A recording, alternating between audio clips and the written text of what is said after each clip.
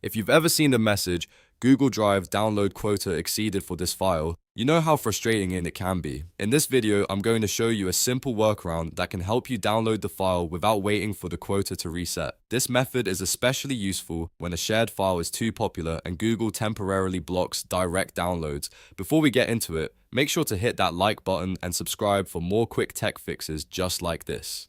Alright, let's jump in. First, open your browser and go to drive.google.com, then log in to the Google account you want to use. Once you're inside Google Drive, click on My Drive. This is where we're going to create a small workaround that lets us download the file as part of a folder instead of as a single file. Now, find the file that is showing the quota exceeded error. Right-click that file, hover over Organize, and then choose Add Shortcut. This is an important step because we are not copying the file itself, we're creating a shortcut which points to the original file inside your own drive. Next, Google Drive will ask you where you want to place that shortcut. Navigate to My Drive and create a new folder. You can name this folder anything you want. Something simple like Download Folder or File Backup will work just fine. After creating the folder, click on it so it becomes highlighted, and then press Add to place the shortcut inside that folder.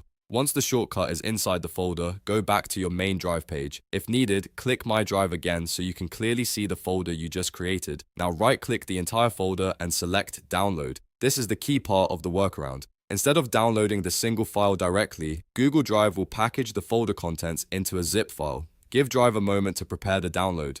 Depending on the file size, this may take a little while because Google is zipping the folder first. Once it finishes, the download should start automatically. In many cases, this lets you bypass the individual file quota error because Drive is treating it as a folder download rather than a direct download of the original file.